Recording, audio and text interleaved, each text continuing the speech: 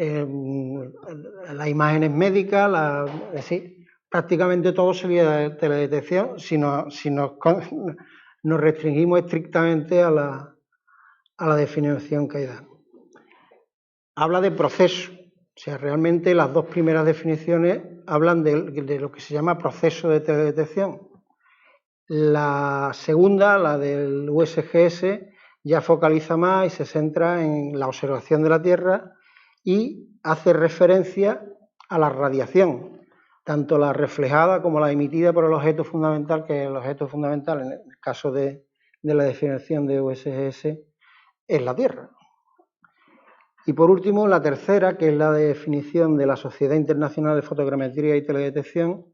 Ahí el concepto de teledetección es teledetección como disciplina y hace referencia a que es una ciencia y una tecnología para procesar, analizar imágenes con otros datos físicos de la Tierra y de los planetas, desde sensores que están en el espacio, en el aire y en el suelo. ¿Vale? Aquí habría otro más que podría estar en el océano y podrían ser un sonar, ¿vale? Pero cabría, y de hecho, bueno, el sonar ni siquiera entraría en la segunda, ¿no? Pues no sería, por lo menos no sería radiación electromagnética, sería otro tipo de onda, ¿no? En fin, eso es, digamos, cómo se define la teledetección desde distintas organizaciones que se dedican en la práctica a ello. La teledetección en la práctica básicamente consiste en procesar la información a partir de una fuente de energía. Esa fuente de energía puede ser natural, puede ser el sol, o puede ser artificial, puede ser el propio sensor el que emite una radiación o un pulso que rebota, refleja en el objeto y captura de nuevo ese rebote y se procesa, se recepciona en el centro de recepción de datos y procesamiento, se analiza e interpreta por analistas e intérpretes especializados y se aplica por el usuario final. En la práctica, las plataformas sobre las que se sitúan los sensores pueden ser muy variadas. Pueden ser desde teledetección espacial, es decir, está sobre un satélite espacial, puede estar sobre un avión, puede estar incluso sobre un coche o puede hacerse desde tierra. De hecho, algunas de las primeras digamos, actividades relacionadas con la teledetección o con la fotogrametría más exactamente, se hicieron con globos o se hicieron incluso con palomas que llevaban una cámara incorporada. ¿Vale? En la práctica podemos distinguir básicamente dos grandes tipos. Uno, la teledetección con sensores pasivos. En la práctica es que la fuente de radiación no está generada por el propio sensor o por la plataforma en general. Sería el sol la fuente fundamental. Y los sensores activos. Los sensores activos serían aquellos en los que desde la plataforma se emiten pulsos de energía de los que después se recoge la información reflejada de ese rebote. Pueden ser radar o lidar y demás. Bien, hemos hablado de que lo fundamental en el tema este es la radiación. En la práctica, los sensores pasivos se ubican en torno entre ultravioleta medio e infrarrojo. Y los sensores activos se sitúan en el campo de microondas y son los sensores radar. Hay también sensores LIDAR en otras bandas, ¿no? Que van también en el ultravioleta o también incluso en el visible. Los sensores pueden ser en función de cuántas bandas tengan, pueden ser sensores pancromáticos, es decir, que recogen toda la banda del visible en un solo canal, si lo que hacen es una síntesis, digamos, global de toda la radiación visible, y lo que tendríamos es una imagen pancromática que es de una sola banda. pueden ser sensores RGB en color, que tendrían 3 bandas, cada una en el rojo, otra en el verde y otra en el azul. Y dentro de los sensores pasivos podían estar multiespectrales, es decir, que tienen muchas bandas normalmente dentro del visible, infrarrojo o incluso ultravioleta, o hiperespectrales que tienen muchísimas bandas, es decir, que capturan la información con una batería de sensores grande, vamos, muy grande. De hecho, se habla de hiperespectrales cuando superan, creo que los 10 bandas. E incluso hay un paso más que son los ultraespectrales que están del orden de miles de bandas, ¿vale? Hay varios aspectos que tenemos que tener en cuenta en el tema de teledetección en relación a la información que nos suministra. Una es la resolución espectral, que es lo que estamos hablando, de la información que capturamos, la capturamos en distintas bandas, ¿vale? Entonces, las bandas de cada uno de los sensores son variables. Normalmente hay bastantes en el visible, bastantes en el visible. Hay muchas en el visible, como podemos ver ahí. En el infrarrojo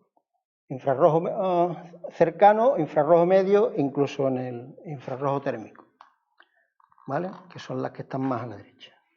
Ahí tenemos las del Sentinel-2, Landsat 8, Aster, que tiene 14, y MODIS, que tiene 36.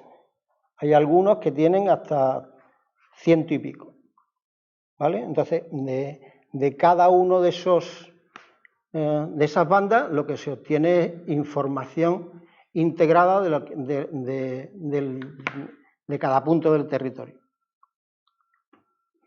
Por otro lado, tenemos otro concepto que son las firmas espectrales. Las firmas espectrales, en la práctica, es en relación a las distintas longitudes de onda, cómo se comportan las distintas superficies o los distintos materiales en relación a la radiación incidente, cuánto absorben y cuánto reflejan.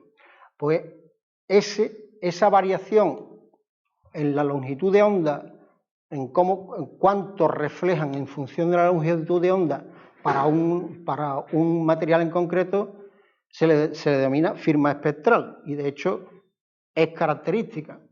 Y cada vez cuando se tiene sensores multiespectrales o hiperespectrales, pues la capacidad de discriminación por su firma espectral de los objetos pues es cada vez mayor. Otro concepto es de la resolución espacial. Lo que se obtiene de los satélites son imágenes, y esas imágenes lo que hacen es integrar la radiación reflejada de una porción del territorio, y lo que hace es, digamos, el conjunto de lo que en ese fragmento de territorio refleja, lo integra y nos proporciona información, digamos, puntual. La unidad mínima de información es el píxel. El píxel, en un televisor lo entendemos, en el terreno, en la práctica, la resolución espacial es el tamaño del píxel. Es decir, qué superficie del territorio se integra como un dato informativo a efectos de... Aquí tenemos la variación que va desde 30 metros de resolución a la izquierda, que es, por ejemplo, la que tiene el Landsat en multiespectral, 15 metros de resolución, que es, por ejemplo, la del Landsat en pancromático, o 1 metro de resolución, que tienen algunos satélites, como creo que Iconos tenía 1 metro. En el caso concreto del Landsat 8, el píxel tiene 30 por 30 metros. Es decir, la resolución espacial se dice que es de 30 metros. Hay otros casos en los que se complica un poco más el asunto a la hora de definir resolución espacial, pero esa puede ser, digamos, es común aceptar que sea el tamaño del píxel. A la derecha están algunas resoluciones de distintos sensores o MODIS, por ejemplo, que tiene una resolución espectral amplia, es decir, que tiene muchas bandas, pues tiene una resolución espacial relativamente grande, es decir, o sea, una resolución espacial relativamente pequeña, es decir, que 250 metros de píxel a 1000 metros, dependiendo del canal. Landsat tiene 60 metros en el sensor MSS, el TM y el ETM y OLI 30 metros, pancromático ya he dicho que tiene 15 metros, el Sentinel-2 tiene mínimo 10 y 60 metros como máximo en los canales térmicos, Aster tiene 15 metros y Digital Log, que es uno de las máximas resoluciones, está a 0,3 metros. En teoría el límite teórico no, el límite legal de resolución en el mundo, digamos, comercial es 0,25. Por debajo de eso ya solo hay tecnología militar. O sea, en teoría es posible y se hace, pero no está permitido en Estados Unidos, por ejemplo, el límite de comercialización está en 0,25. ¿Vale? La resolución radiométrica es básicamente la profundidad de color. Dice, en cada píxel yo voy a obtener información, pero esa información, ¿cómo la voy a grabar?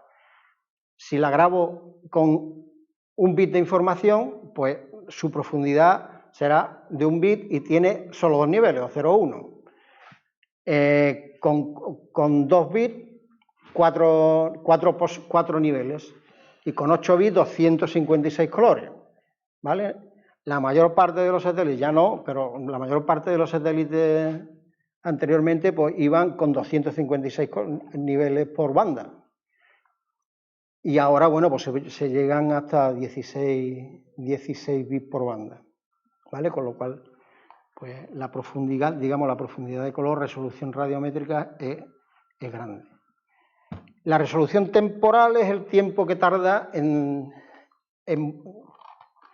el sensor en volver a tomar una imagen del mismo punto, ¿vale? Eso depende de cómo sea la órbita del satélite y otra serie de factores, ¿vale? Perdón.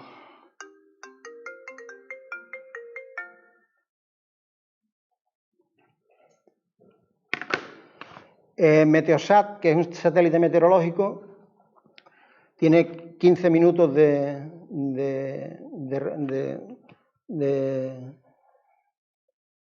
resolución temporal. Landsat 16 días, Spot 5 tenía de entre 2 y 3, MODIS 12 horas, Landsat 8 16 días y Sentinel 2 en torno a 5 días si están funcionando los dos satélites que hay.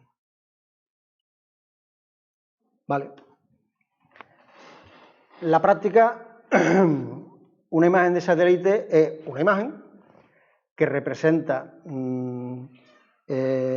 información del territorio en general, con una resolución espacial que es su tamaño de píxel, con una profundidad de color, que es su resolución radiométrica, y con tantas bandas como los sensores, como haya en el sensor que esté montado en la plataforma.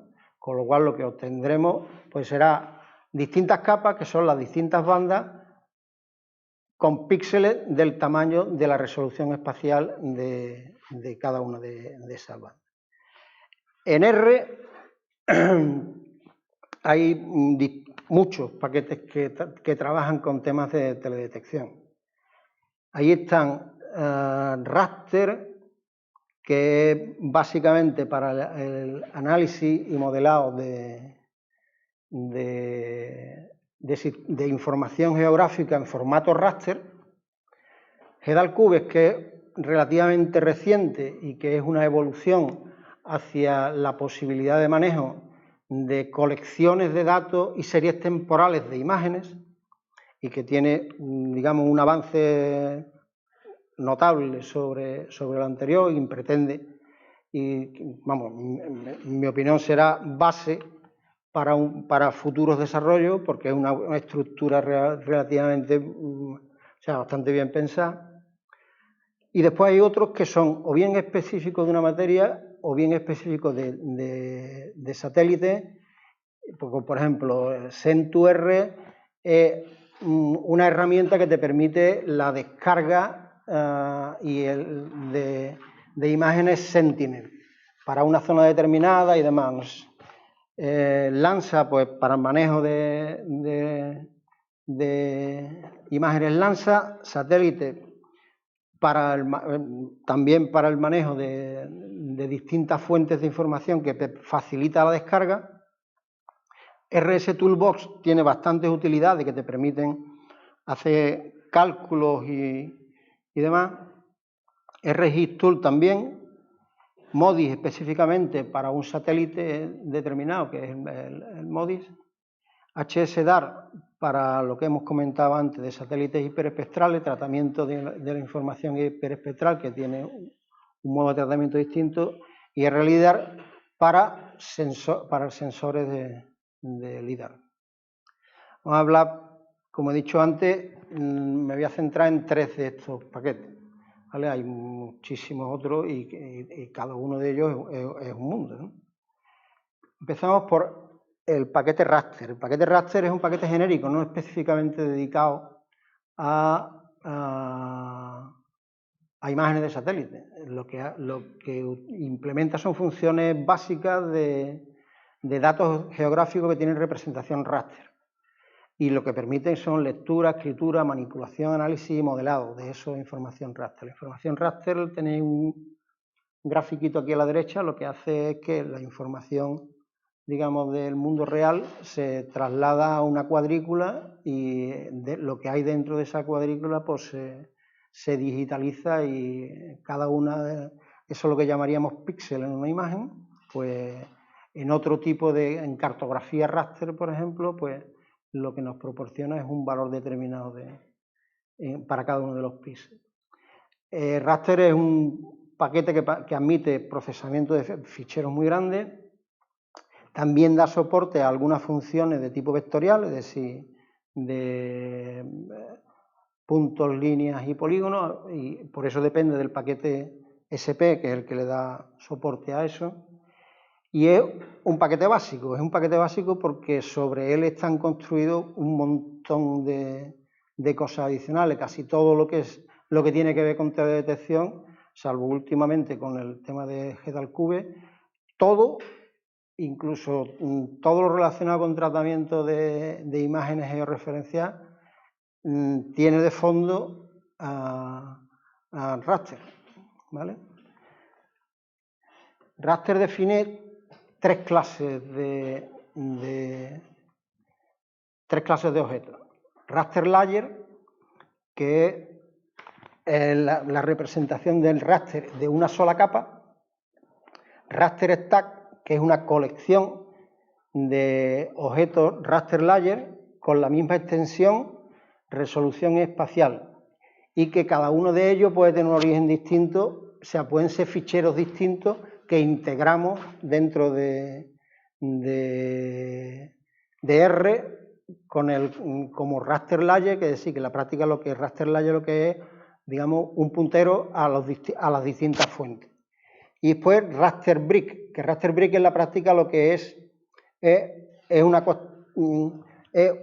un objeto raster multicapa, pero cuyo origen es un fichero único. Es decir, en la práctica es un fichero multicapa. ¿Vale? Ahí tenéis, supongo que, no sé si se llega a ver el código. ¿Se ve algo o no? Bueno, ahí en la práctica ¿se ve algo?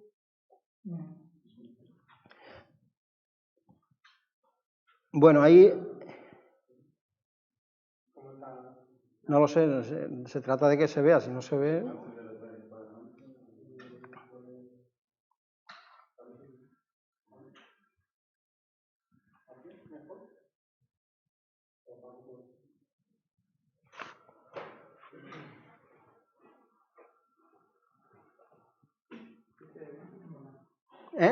¿Veis algo aquí? Lo que no se ve en los comentarios, pero... ¿Los comentarios lo que no se ve? Bueno, pues los comentarios lo digo yo.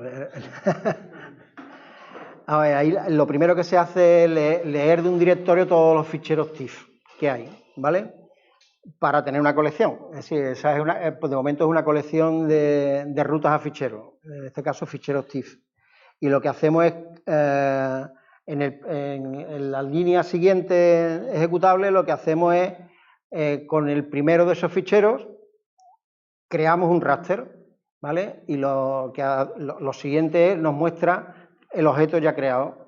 Lo que tenemos es un raster que tiene 985 por 283, 985 filas y 1283 columnas, el número de celdas que eso supone, multiplicado, la resolución espacial en la X y en la Y, que en ambos casos son aproximadamente 30 metros, la extensión en el sistema de referencia en el que está la imagen, las imágenes originales,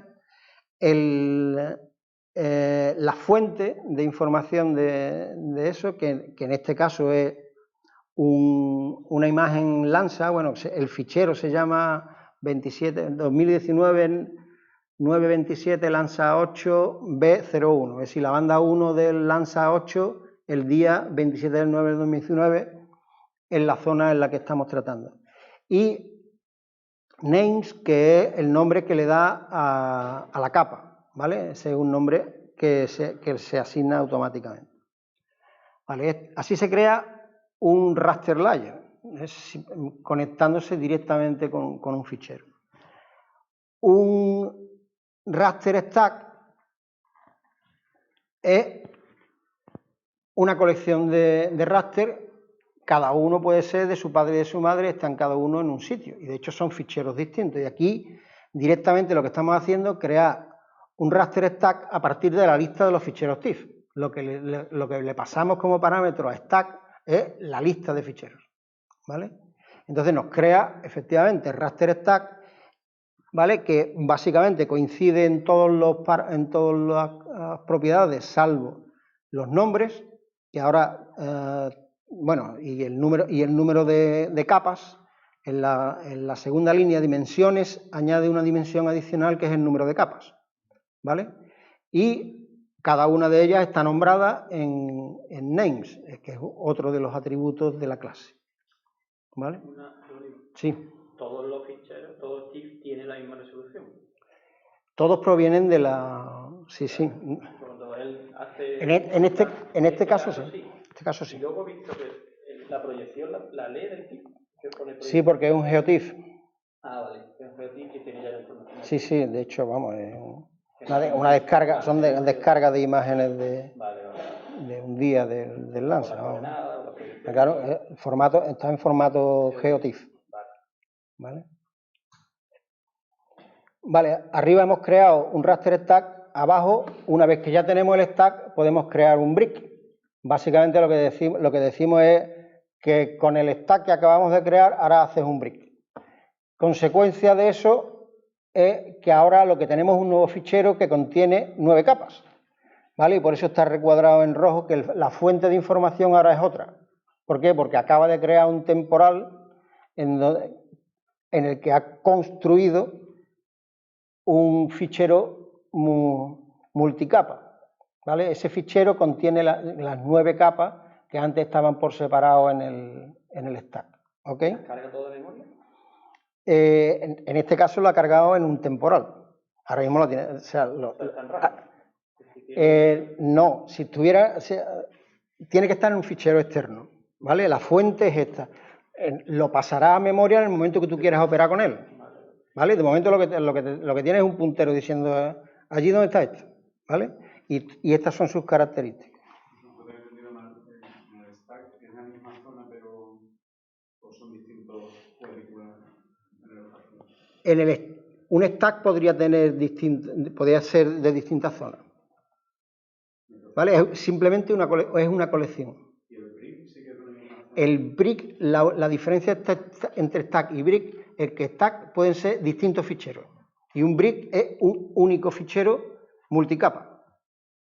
¿Me explico? O sea, un TIFF, por ejemplo, tiene la posibilidad de ser multicapa, es decir, no tener solo RGB, como es una imagen tradicional. Puede tener muchísimas capas más, ¿vale? Entonces, la diferencia entre stack y brick es, ¿vale? Como consecuencia de eso, el brick se procesa mucho más rápido. O sea, para hacer procesamiento, digamos, intensivo es preferible un brick que un stack, porque un stack es una colección de punteros a ficheros. Siguiendo un poco de Javier, a lo mejor por ahí, ¿el brick son serie temporal de ficheros? Puede ser, da igual, pueden ser trozos de distintas zonas. En teoría sí. No, espérate un momentito, no recuerdo. La misma extensión y resolución espacial. Sí, sí. Sí, la misma extensión y resolución espacial el stack. Y el brick mucho más. ¿Vale?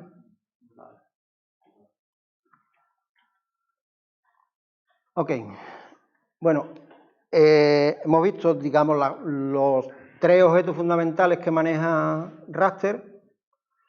Y ahora, bueno, los métodos y funciones que implementa Raster, pues están desde álgebra a raster, es decir, podemos hacer operaciones algebraicas, hacer mosaicos, recortar, reproyectar, medir distancias, hacer cálculos de convoluciones, de operaciones de vecindario, de funciones de parcheo, conversiones a vectorial y a raster, desde vectorial a raster y desde raster a vectorial, hacer resúmenes de los valores del raster por células, o sea, por celdas, por resumen global, hacer crosstab con otros raster, análisis zonales, acceder a los valores del raster transformando la imagen en una matriz, y tenemos directamente los datos que están de cada uno de los píxeles, hacer una extracción parcial, hacer un muestreo, plotearlo con un poquito más de cariño, y el plot RGB, que decía hacer una composición de bandas RGB, no necesariamente eso lo vamos a ver dentro de un momentito. Otro tipo de gráficos como histogramas, densidades, manipular las propiedades como los nombres, la extensión, cuáles son los valores no válidos, la resolución, cuál es el origen del raster, en fin. Y extraer filas, columnas o las coordenadas de las filas o las columnas, las coordenadas en forma de fila-columna o en forma de coordenadas geográficas. Y también escribir, leer, ya lo hemos visto, y escribir hacia distintos tipos de ficheros, ¿vale? Aquí hay un ejemplo de salvar a disco un fichero TIFF multicapa. Antes teníamos una colección de ficheros del Landsat. Lo que hemos hecho es leerlo, convertirlo en un stack. Ese stack lo hemos convertido en un brick. Y ahora lo que vamos a hacer es grabar en disco el brick, de forma que lo que obtenemos es un solo TIFF con 9 capas. ¿Vale? Eso es lo que está ahí hecho. ¿Vale? Lo que hacemos es escribir en raster, le damos el nombre del raster, el formato, las opciones que en este caso que lo comprima, y que en el caso de que exista lo sobrescriba.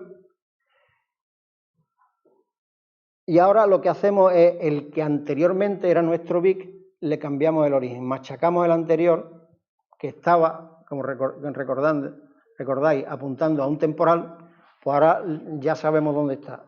El nuevo es uno que lo hemos nombrado de una determinada manera, ¿vale? Que es ese TIFF, que es 2019-09-27 L8.TIFF. Ese es el origen ahora de nuestro brick, ¿vale? Como hemos hecho operaciones contemporáneas, una de las cosas que de vez en cuando hay que hacer, sobre todo teniendo en cuenta que R con el tema de la memoria se lleva bastante mal, es hacer limpieza de temporales, ¿vale? Aquí lo que dice básicamente es que limpie todos los temporales. Es decir, H es desde hace X horas, ¿no? Desde hace, pues, todo, prácticamente todo. En las últimas X horas, ¿no? Bueno, y lo que vemos debajo, vemos es el raster brick, las características del raster brick que acabamos de crear, que como es obvio ya no apunta a un fichero temporal, sino que apunta al que acabamos de crear y salvar, ¿vale? Otra de las cosas que se puede hacer con raster es un ploteo simple. Cuando le dices plot el L8RB, que es nuestro brick, lo que hace es mostrarnos las 9 bandas que tiene ahora mismo almacenadas, ¿vale? Ese es el ploteo, digamos, simple, pero podemos hacer ploteos un poquito más complejos y que además nos dejan ver, reconocer, digamos, de determinados aspectos. Eso entiendo que todo el mundo sabe que es Sevilla, visto desde el cielo, ¿no? Bueno, pues eso es una composición multibanda que simula el color real. Simula el color real porque asigna al RGB sus correspondientes bandas, ¿vale? Entonces simula el color que tendría vista desde el espacio, ¿vale? Y se ha hecho, bueno, los stretch es una mejora de un recorte de los histogramas de cada una de las imágenes, con una mejora lineal. Pero igual que se hace esto sería una fotografía aérea en color, podría ser esto, pero como es un sensor multiespectral, podemos hacer otro tipo de combinaciones. Entonces aquí, por ejemplo, tenemos una de las combinaciones farso-color, que lo que tenemos son 2 canales infrarrojos y el rojo, asignados en ese orden. El segundo canal infrarrojo, el primer canal infrarrojo, infrarrojo medio y el rojo, ¿vale? Con esto pues parece que se destacan pues algunas cosas construidas aparentemente, y el agua, ¿vale? En un color y en otros.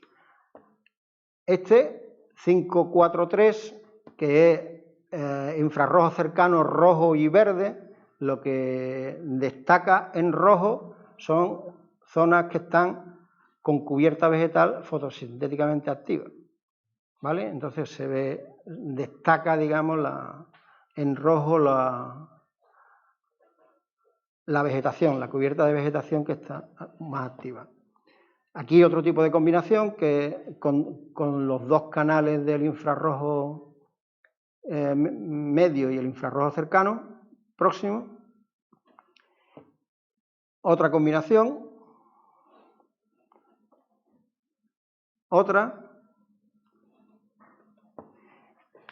¿Vale? Y ahora pasamos a una tercera. Nosotros ahora mismo lo que tenemos es, digamos, una colección, en la práctica, una colección de píxeles y 9 variables, que son las 9 variables que corresponden a cada una de esas bandas, ¿vale? Pues una de las cosas que podemos hacer, porque hemos visto que muchas de esas bandas, aunque las hayamos visto combinadas, están correlacionadas.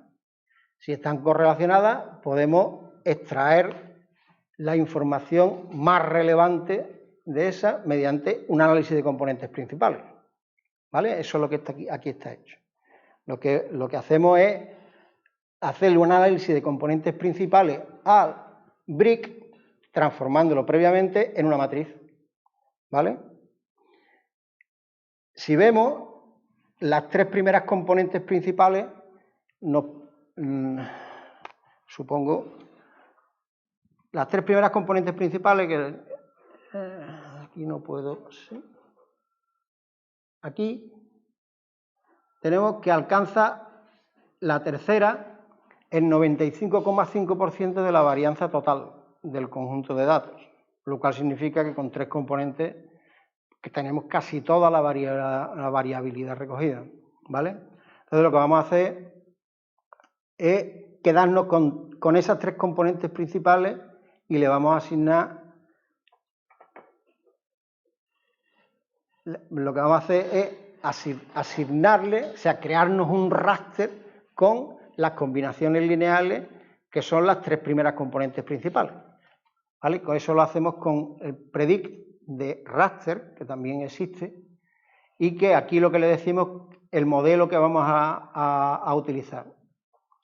Esto lo que hace es que le asigna la puntuación de cada píxel en las 3 primeras componentes principales, ¿vale? Y el resultado es un brick que tiene 3 bandas, que son las 3 componentes principales, ¿vale? Y como hemos dicho, recoge el 95,5% de la información global del conjunto, ¿vale? Y eso lo podemos representar exactamente igual que hemos hecho un RGB con cada una de las bandas, podemos hacerlo una composición RGB con sus componentes principales, las 3 primeras componentes principales. ¿Vale? Esto tiene un pequeño trabajillo de jugar para que te quede llamativo, porque la 1, 2, 3 no quedaba tan bien como la 3, 1, 2. ¿Vale? Bueno, pues la 3, 1, 2 te da una visión bastante atractiva, digamos, o bastante interpretable del territorio. Otra cosa que podemos hacer. Es clasificar. Nosotros tenemos una matriz con un montón de píxeles y 9 variables, pues le podemos hacer una clasificación automática. Una clasificación no supervisada, con k-means. Y eso es lo que aparece aquí. Aquí lo que se ha hecho es una clasificación en 10 clases, ¿vale? Utilizando k-means. ¿Vale? Eso es lo que hemos hecho en la primera línea aquí. Este es nuestro resultado, que nos da el cociente entre la suma de cuadrados entre clase y total es del 82,5%, no está mal.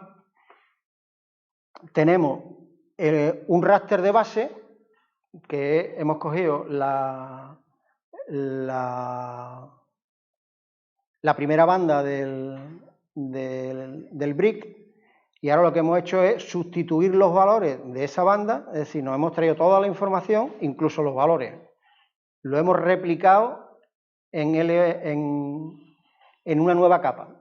Y ahora lo que hacemos es sustituir los valores de esa capa por los que me da la clasificación, el clúster, ¿vale? Y ahora lo que tenemos ahora en cada píxel es la clase a la que pertenece, de acuerdo con el modelo de clasificación no supervisada que hemos hecho, ¿vale? Eso nos da un raster layer con una banda que se llama clase y cuyos valores oscilan entre 1 y 10, ¿vale? Que son la clasificación que acabamos de hacer. Y ese es el resultado. Cuando lo ploteamos, ahora lo hacemos con un plot normal, no un plot de RGB, porque es un solo canal, una sola banda, y lo que hacemos es darle, digamos, colorines a las 10 clases que hemos obtenido de la clasificación, ¿vale? Y bueno, aquí lo único es seleccionar bien los colores, ¿vale? Ahí hay una combinación de un montón de paletas que hay, pues extrayendo de cada paleta un par de colorines, ¿vale? Ok. Bueno, pues eso es todo en relación a raster. En relación a raster, en la práctica, base para hacer casi cualquier cosa. Se puede combinar, podríamos haber hecho clasificación en vez de no supervisada, supervisada, es decir, haberle seleccionado sitios que tenemos garantía que son de una determinada clase en concreto y hacerle pues cualquier método de clasificación supervisada, árboles o random forest, SVM, lo que nos diera la gana. Porque, o sea, en la práctica cualquier algoritmo de machine learning de clasificación lo podríamos aplicar, exactamente igual que a un data frame, ¿vale? Cuando haces el camis o las componentes principales, pues tú tienes tienes 3 dimensiones, tienes la X, la Y y la variable, ¿no? Tienes cada una de las 9 capas, ¿no? Sí. Tú pones Ant Matrix, pero se sea, ¿cómo está sacando, por ejemplo, Camille, cómo saca esas 10 clases? ¿Para cada variable coge todas las X y Y? A ver, tú imagínate, tú tienes casos variables, ¿vale? Pues los casos son los píxeles uno detrás de otro. Vale, eso que ¿Vale? Digamos, la matriz X la descompone y la pone lineal. Claro, es decir, lo que hace es la lectura, en la práctica, como si fuese un fichero de imagen que banda interna, o sea, todo seguido. Eso tanto Camille como el otro. Como el otro. En Camins lo he hecho transformándolo en data frame, ¿vale? Porque entraba mejor. Pero puede hacerlo como matriz o como data frame. Pero nunca hay interacción entre píxeles uno y otro. Bueno, sí, está bien. No, porque tú estás haciendo análisis por píxel. Hay otras tecnologías que son análisis con los vecinos. Pero eso en ninguna de las cosas que hemos hecho tiene en cuenta eso. ¿Vale? No es agrupa. O sea, son los píxeles originales, son los que se han clasificado. ¿Vale? KM, sí, bueno, es que puede inducir a confusión, sí, es verdad.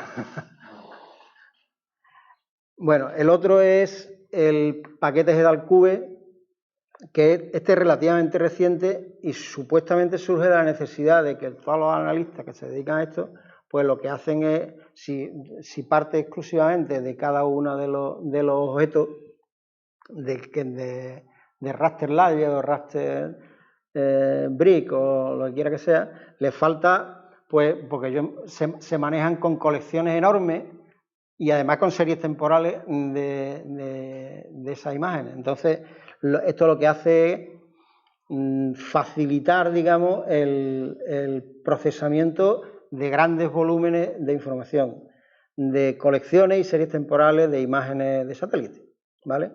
Entonces, para eso define una cosa que se llaman los cubos de datos raster, ¿vale? Y utiliza GEDAL como base para la librería GEDAL como base para ello. Y en la práctica lo que automatiza el proceso pidiéndole al usuario que defina una extensión espaciotemporal, una resolución y un sistema de referencia y la colección de imágenes. ¿Vale? Y con eso, pues prácticamente el resto, entre comillas, lo hace GedalCube.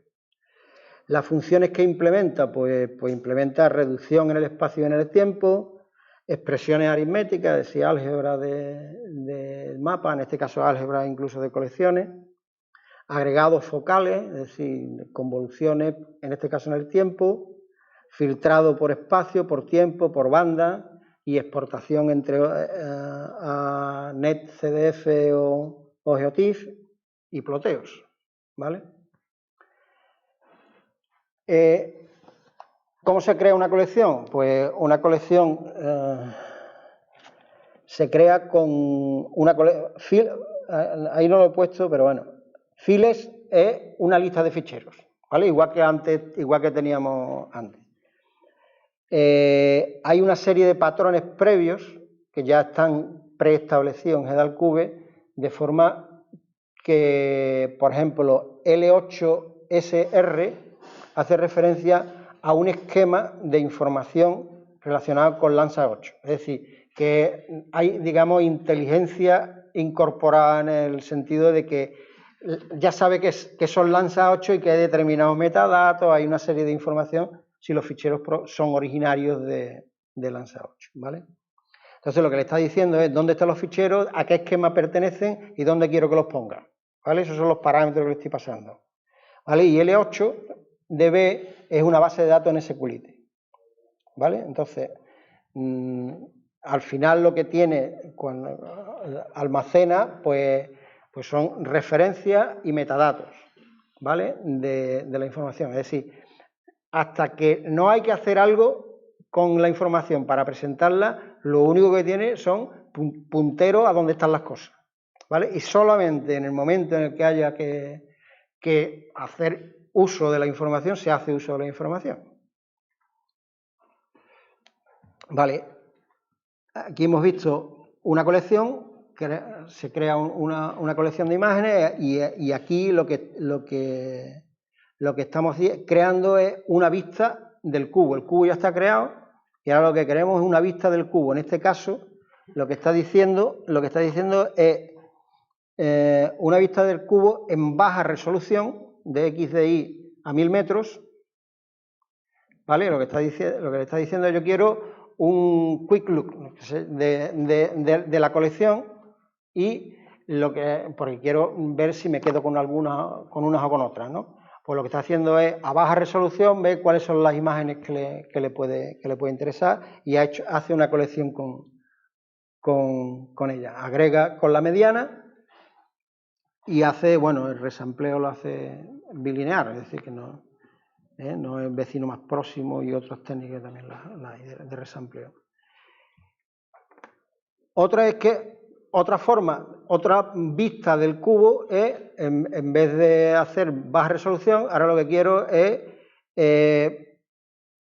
acotar en el tiempo y que me dé un paso determinado en el tiempo. Es decir, yo hago la colección de imágenes, pues ahora quiero que sea con paso mensual, porque a lo mejor la tengo a paso diario, es decir, concepto de series temporales aplicados a colecciones de imágenes, ¿vale? Entonces lo que tiene es pues una serie temporal de imágenes con paso mensual y la resolución 50 por 50 metros, ¿vale?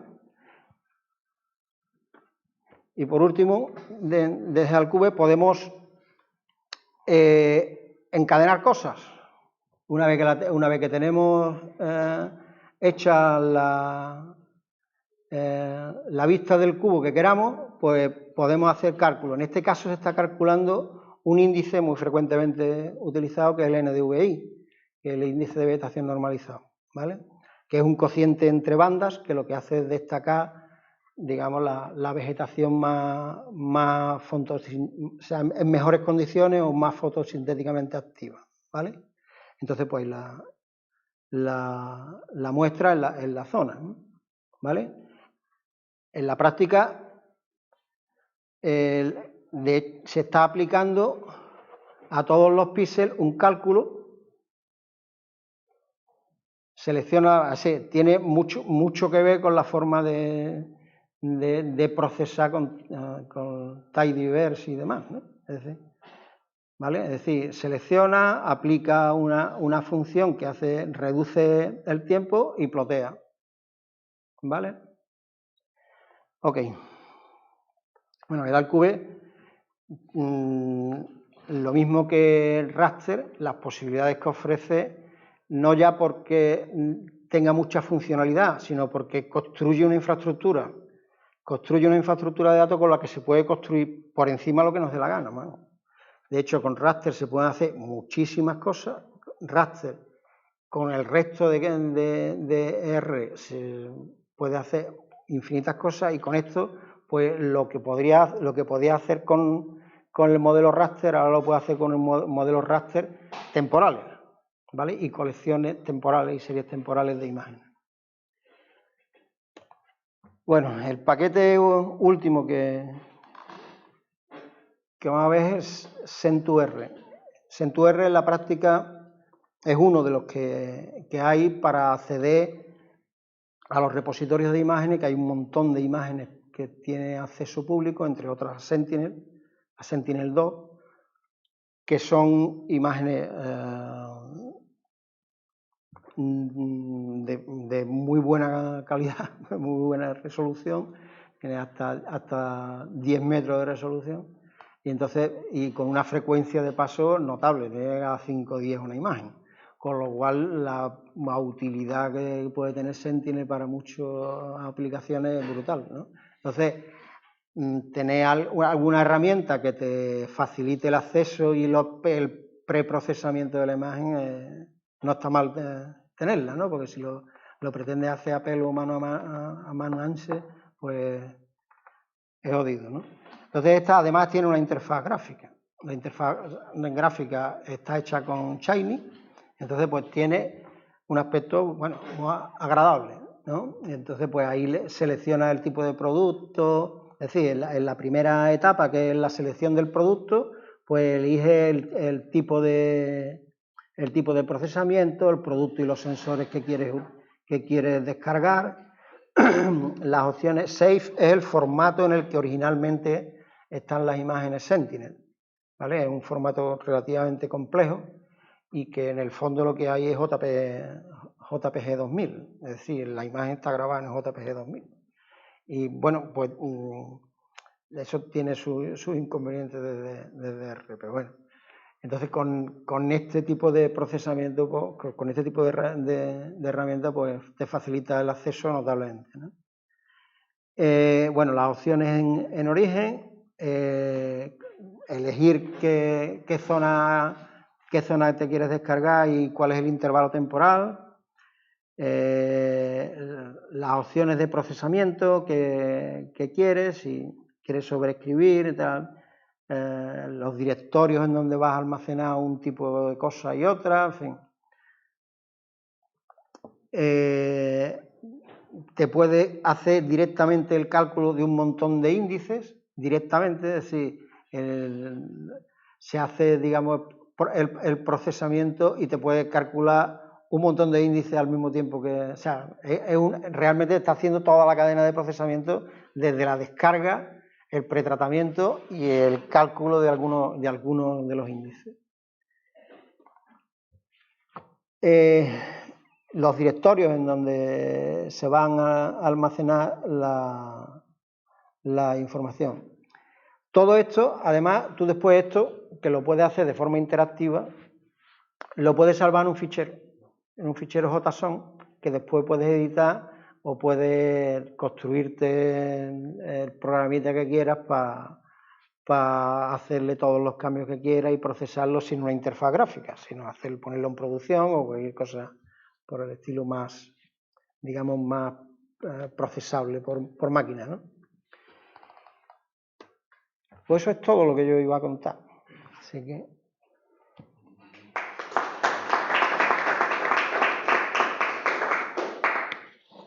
Lo que queráis preguntar, aquí estoy. Yo tengo una pregunta sobre los molines de datos. Has comentado que Sentinel tiene acceso a una serie de imágenes, pero quería saber eso. Lo has comentado antes que hay distintos satélites que tienen distintas resoluciones, con distintos retrasos temporales. Sí, ¿Y cuál es la oferta que hay, digamos, de distintos satélites? No te puedes ni imaginar, ¿no? Un montón. Hay un montón. Dos categorías, uno los que son de libre acceso y descargables y otros los que son de pago. Claro, ¿vale? ¿Qué alternativas hay de libre? O sea, ¿cómo está de libre acceso que hay? Un montón de cosas, un montón. Y tiene mucha ventaja, o sea, la resolución. Comentaba antes que menos de 25 metros. No, 25 metros no, es 25 centímetros. Pero realmente no hay muchos casos de uso que te aporten algo que tiene una resolución más baja que eso. Sí, se las hay, claro. Hay una cosa que se llama agricultura de precisión, que no sé si la habéis oído hablar. Bueno, pues eso, con los satélites con resoluciones actuales, pues por ejemplo para los viñedos necesita más resolución. Y no se puede hacer porque la ley no lo permite. Imágenes satélites por debajo de 0,25 en Estados Unidos no se pueden comercializar. Aquí que yo sepa no hay legislación al respecto, que yo sepa, no. Pero aquí que nosotros, bueno, tenemos un satélite por ahí ya, pero ¿cómo se llama? No me acuerdo. Uno que supuestamente debería de estar ya funcionando, pero todavía no. Es interesante. Y vale. Hay información, o sea, obtener información hoy en día de satélite es muy fácil. Y o sea, y además la tiene en continuo. Aparte de los meteorológicos todo el mundo el Metrosat lo ve todo el mundo. Pero digamos de recursos naturales, en general de vegetación, de uso del suelo, de agricultura, para infraestructura, para cartografía, para montones de cosas, hay mucha información disponible gratuita, totalmente gratuita. Lo que hay que tratar un poco en el problema, porque tiene un tamaño muy grande, ¿no? Sí, lo del aplica técnicas para poder procesar. No, de hecho, la mínima, o sea, una escena de Sentinel-2 te ocupa unos 2 gigas, ¿vale? Tú imagínate, o sea, hay herramientas para que eso se haga, el procesamiento se haga en origen y te den el fragmento que tú quieras. Pero tú imagínate que coges un fragmento en el que pillas 4 imágenes. O sea, que pillas la esquina de 4 escenas. Pues te tiene que bajar las 4 escenas, procesarla para quedarte con un fragmento relativamente pequeño. Claro, y si tú dices, no, es que además lo que me interesa es desde que el Sentinel está activo. Pues tiene muchísima información.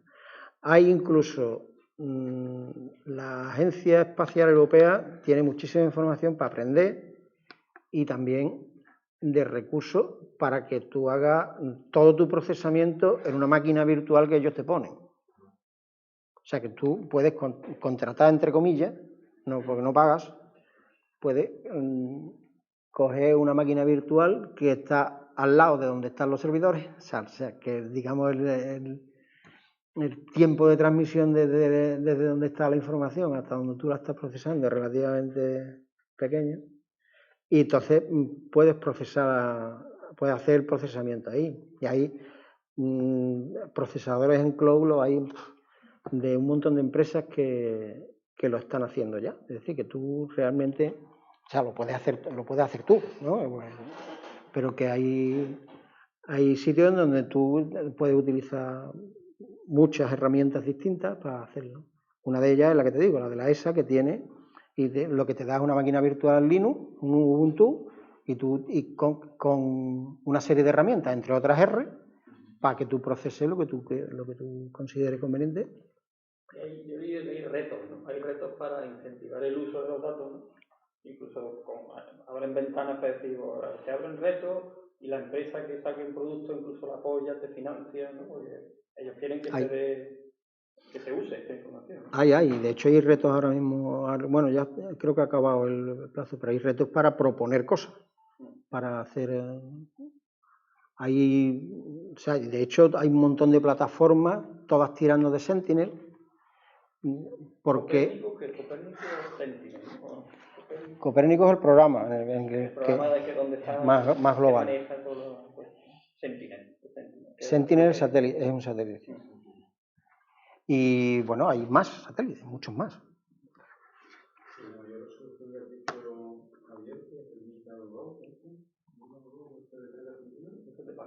Ese de pago, ese es 0.30, 0.5 o 0.30, no me acuerdo qué he puesto ahí.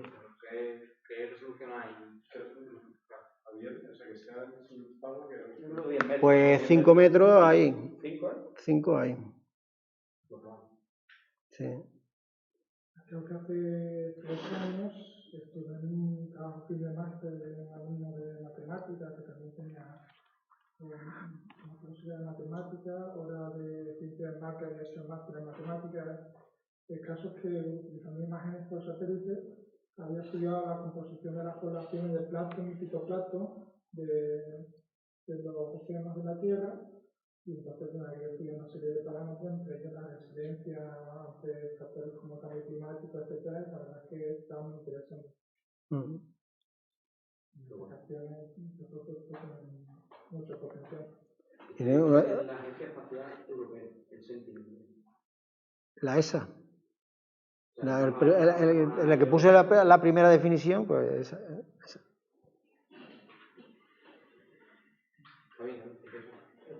La NASA también tiene un montón. El paquete que has dicho, Lanza. MODIS. O el MODIS.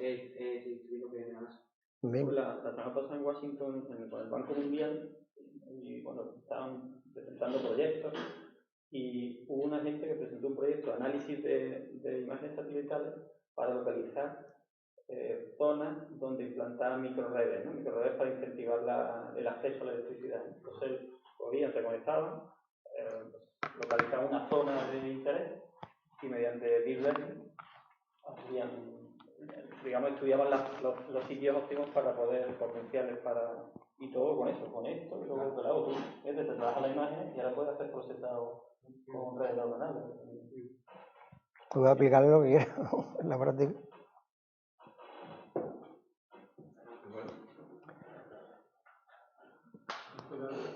¿Incluye funciones de descarga? No. ¿Cuál? ¿El pedal Q? No, eso es básicamente infraestructura. Sobre eso lo que... Pero supongo que se chupa directamente el tip de Sentinel, pero chupa directamente. Claro, de hecho hay de entre las cosas que ya tienen ellos metadatadas, es decir, que parten con que ya conocemos cuál es la estructura de estos datos y te sale un listado, entre otros, del Sentinel, del Lanza 8, de no sé, ¿me explico? Entonces, bueno, pues todos los metadatos que muchas veces necesitas cuando haces un procesamiento desde información muy bruta, pues necesita parámetros que están, o sea, que tienes que leerlo desde los metadatos. Entonces yo, por ejemplo, me he descargado unas imágenes que lo único que tiene son los TIFF, PUT, ¿vale? Si yo tuviese, pues me he descargado ya ortorrectificadas y demás, pero si tuviese que hacer cualquier tipo de procesamiento, por ejemplo, el primer nivel son imágenes que te dan la reflectividad o la reflectancia a techo de la atmósfera, ¿vale? Si tú quieres llevarla a suelo, pues le tienes que hacer una cosa que, entre comillas, es corrección atmosférica, ¿vale? Quitarle el efecto de la atmósfera para tener una imagen más, digamos, más nítida, entre comillas. Pues eso depende de un montón de cosas, ¿vale? Y esa información que tú necesitas para hacer eso, en muchos casos está en los metadatos, si quieres hacer una buena corrección, ¿vale? Y eso solo para corrección atmosférica, pero para correcciones de otro tipo, geométricas y demás, pues necesitas la geometría de la órbita, en fin, una serie de cosas que necesitan los metadatos. Si parte de, digamos, de información que está poco procesada y tú necesitas hacer preprocesamiento. Y el tema de memoria lo funciona igual de bien que raster, o sea que solo está todo en disco y solo chupa, digamos, lo que necesita, luego, ¿no? Eso supongo que lo manejan muy bien. Tú sabes que R no se lleva muy bien con la memoria, ¿no? Bueno, pero bueno, hay que tener en cuenta, por ejemplo, que el tema de los temporales, ¿vale? A mí me ha cascado con temas porque no estaba teniendo en cuenta los temporales y se me estaba poniendo aquello que no había manera. Entonces, bueno, digamos, es como todo, es decir, hay que pedir el resultado cuando realmente lo necesitas, cuando lo necesitas es como el Spark, es decir, tú dices que no, ahora tráemelo todo de una vez, entonces ya no te sirve de nada que estés utilizando tecnología Big Data, porque le estás diciendo que te lo traiga todo. ¿Me explico?